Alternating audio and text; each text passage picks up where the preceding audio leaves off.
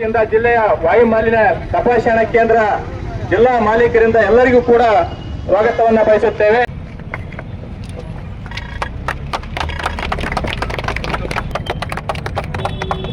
ಅದೇ ರೀತಿಯಿಂದ ನಿಶಾರ್ ಮತ್ತು ಶರಣು ಕಾಗೇರಿ, ಬಸ್ಸು ಮತ್ತು ರಮೇಶ್ ನಾಯಕ್ ನಿರೀಕ್ಷಕರಾದಂತಹ ಚಂದ್ರಕಾಂತ್ ಸರ್ ಅವರಿಗೆ ಚಾಲನೆ ನೀಡಲಿದ್ದಾರೆ.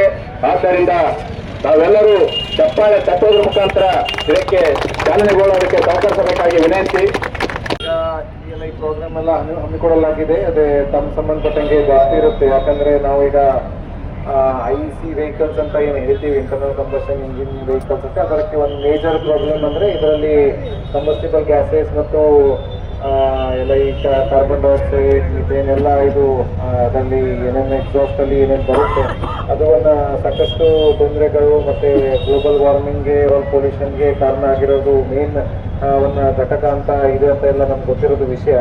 ಅದಕ್ಕೆ ಹಂತ ಹಂತವಾಗಿ ನಾವು BS4, 6 ಎಲ್ಲ ಏನು ನಮ್ಮ ಏನೇನು ನಾರ್ಮ್ಸ್ ಎಲ್ಲ ಬರ್ತಾ ಇದೆ ಅದರಲ್ಲಿ ನಾವೆಲ್ಲ ರೆಗ್ಯುಲೇಷನ್ಸ್ ಎಲ್ಲ ಟೈಟ್ ಮಾಡ್ತಾ ಇದ್ದೀವಿ. ಅದರಲ್ಲಿ ಎಕ್ಸಾಸ್ಟ್ ಅಲ್ಲಿ ಏನು ಪಾರ್ಟಿಕಲ್ಸ್ ಇರಬೇಕು, ಪಾರ್ಟಿಕಲ್ಸ್ ಮ್ಯಾಟರಿಂದ ಹಿಡಿದು ಎಲ್ಲ ಗ್ಯಾಸಸ್, ಅದರ ಬಗ್ಗೆ ಫಿಲ್ಟರ್ಸ್ ಎಲ್ಲ ಅಡ್ವಾನ್ಸ್ ಎಲ್ಲ ಆಗ್ತಾ ಇದೆ.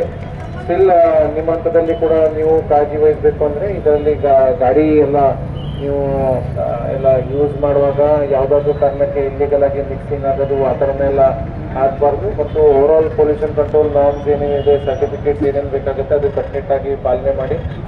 ತಮಗೆ ಅಷ್ಟೇ ಇಲ್ಲ, ನಮ್ಮ ನಾರ್ಮಲ್ ಆಗಿ 2 ವೀಲರ್ 4 ವೀಲರ್ ಜನರು ಯಾರು ಬಳಸ್ಕೊಡ್ತಾ ಇದ್ದಾರೆ ಅವರು ಎಲ್ಲರೂ ಪಾಲನೆ ಮಾಡಿದರೆ ನಮ್ಮ ವಾತಾವರಣ ಎಲ್ಲ ಸರಿ ಇರ್ತದೆ. ಮತ್ತು ನಾವು ಒಬ್ಬೊಬ್ಬರು ಎಲ್ಲ ನಮ್ಮ ಜವಾಬ್ದಾರಿ ವಹಿಸಿದ್ರೆ ಎಲ್ಲ ಊರಲ್ಲಿ, ನಮ್ಮ ರಾಜ್ಯದಲ್ಲಿ, ಜಿಲ್ಲೆಯಲ್ಲಿ, ದೇಶದಲ್ಲಿ ಎಲ್ಲ ಒಳ್ಳೆಯ ಪ್ರಕಾರದ್ದು ನಾವೆಲ್ಲ ಇದು ಏರ್ ಕ್ವಾಲಿಟಿ ನಾವು ಸಾಧನೆ ಮಾಡ್ಬೋದು. ಯಾದಗಿರಿ